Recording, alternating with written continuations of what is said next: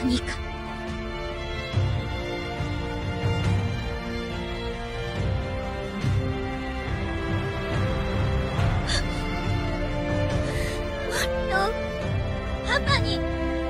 パパに会いに来たの。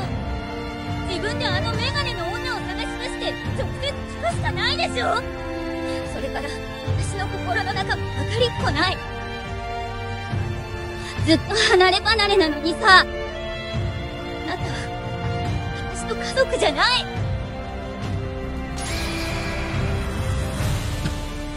まさか、なんてことだ。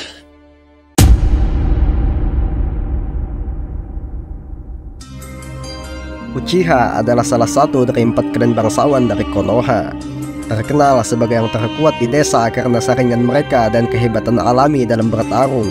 Setelah membantu pembentukan Konoha puluhan tahun lalu, Uchiha tumbuh semakin terisolasi dari urusan desa, yang berpuncak pada sebagian besar kematian mereka saat terjadinya insiden pembantaian klan Uchiha. Menyisakan satu Uchiha yang sengaja dibiarkan hidup, yaitu Sasuke Uchiha. Setelah bertahun-tahun merasakan pedihnya kehidupan, kini Sasuke telah menikah dan dikaruniai keturunan. Sasuke dikaruniai anak perempuan yang cantik dan berbakat. Di kesehariannya, anak Sasuke ini hidup dan bersosialisasi di desa Konoha dan berteman baik dengan anak Naruto. Dari sinilah awal kisah dramatis Uchiha yang mau pulang Uzumaki. Uchiha Sarada adalah anak dari Sasuke Uchiha dan Sakura Haruno. Sarada adalah seorang kunoichi dan anggota klan Uchiha dari Konoha. Sarada terbiasa tumbuh tanpa ada seorang ayah di sisinya. Sarada pada awalnya berjuang untuk memahami siapa dirinya atau apa yang seharusnya dia lakukan. Dia berusaha untuk suatu hari nanti menjadi seorang Hokage sehingga dia dapat berhubung dengan banyak orang. Kepribadian Sarada diwarisi dari kedua orang tuanya. Namun, Naruto Uzumaki mencatat bahwa tingkah lakunya mirip dengan ibunya. Sementara itu, Sarada adalah gadis yang ramah, mudah bergaul dan sopan. Dia memiliki sisi temperamen mirip seperti ibunya dan tidak mau kalah saat berargumen. Dia juga telah mewarisi kata kebiasaan Sakura, yaitu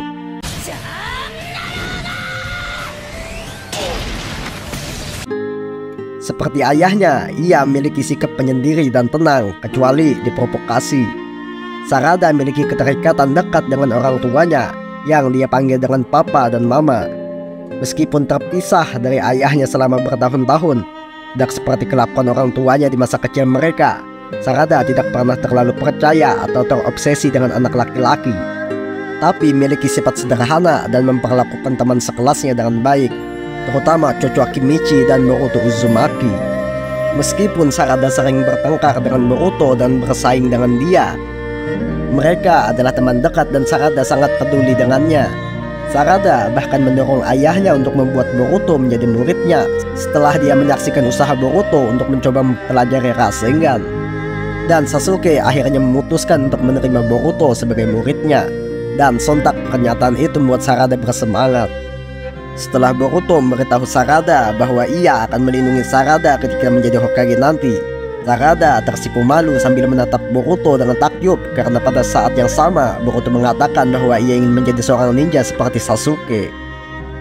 Sarada juga adalah anak yang penasaran. Terlepas dari sifat Boruto yang menjengkelkan, Sarada membuntuti Boruto di sekitar desa dan mengamati dia. Sarada datang pada kesimpulan bahwa mereka memiliki sesuatu yang sama, yaitu keduanya ingin menghabiskan lebih banyak waktu dengan ayah mereka.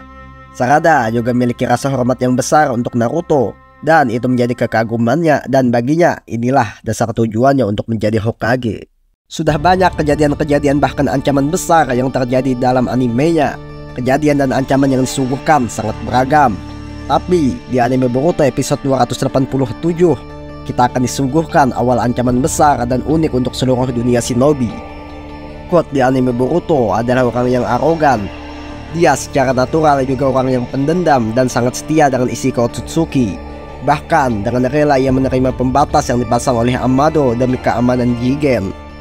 Pembatas ini akan berfungsi sebagai penahan dari kekuatan yang ia miliki, yang ia dapatkan dari karma putihnya.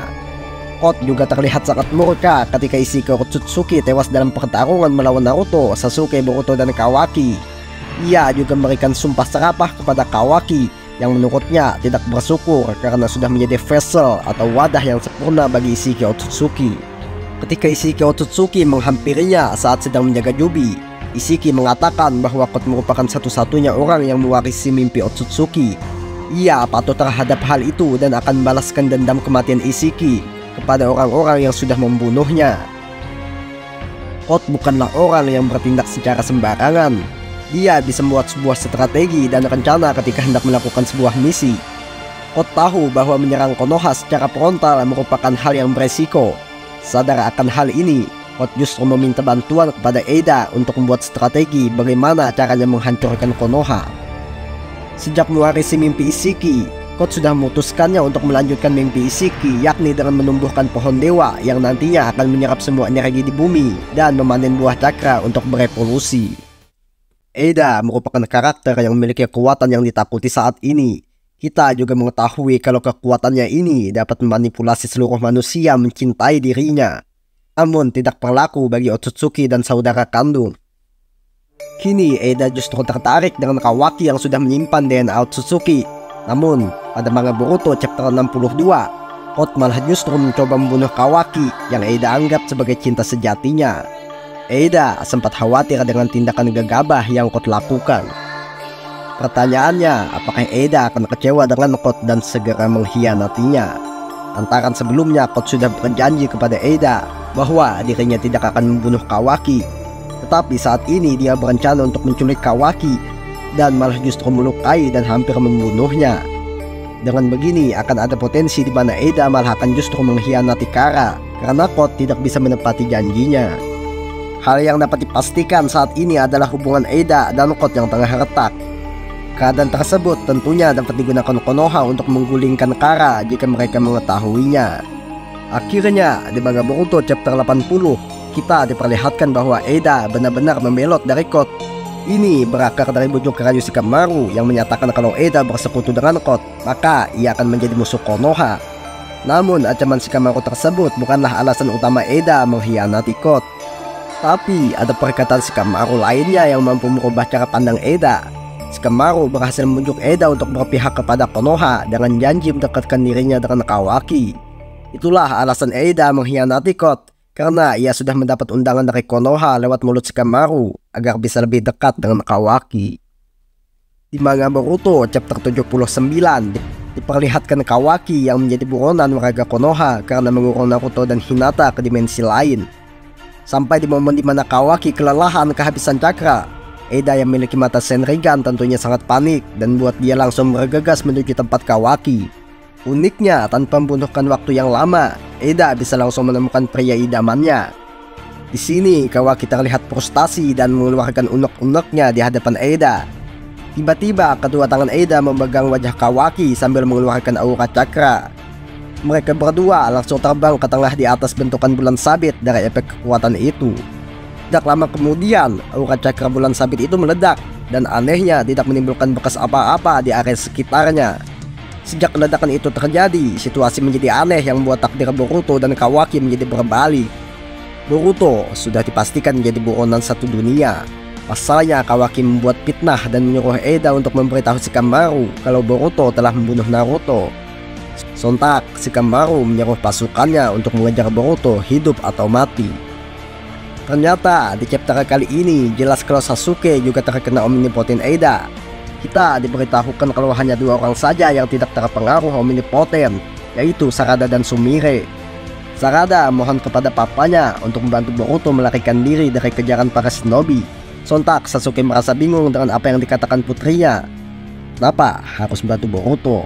Jelas-jelas dialah pelakunya. Sarada terus membujuk Sasuke dan memberitahunya bahwa ini adalah genjutsu dan Boruto hanya dipitnah. Sampai pada klimaksnya, Sarada membangkitkan Bangiku Sharingan di hadapan Sasuke. Kejadian inilah yang membuat Sasuke akhirnya menyetujui permintaan putrinya, walaupun pikirannya tidak sejalan dengan apa yang terjadi. Sarada bisa saja langsung menyerang Kawaki atau membunuh Eida karena kedekatannya. Namun, hal itu akan sia-sia. Cara yang paling tepat adalah berdiam diri dan pura-pura terpengaruh omnipotent Eida. Menyusun rencana untuk balas dendam dengan menunggu Boruto menjadi lebih kuat saat time skip menjadi opsi paling bagus. Apalagi tak satu pun dari Eida dan Kawaki yang tahu bahwa sebenarnya Sarada tidak terpengaruh kekuatan omnipoten. Waktu yang tepat dan rencana yang matang dengan meyakinkan teman-temannya yang lain bahwa Boruto tidak bersalah memerlukan waktu yang panjang. Ini akan menjadi perjalanan panjang di mana Sarada harus meyakinkan semua orang kalau ini semua adalah genjutsu atau sebuah manipulasi pikiran semua makhluk. Sangat berat perjuangan Sarada karena hanya seorang minoritas yang pasti akan kalah dengan mayoritas. Dan inilah perjalanan kisah Uchiha yang bawa pulang Uzumaki.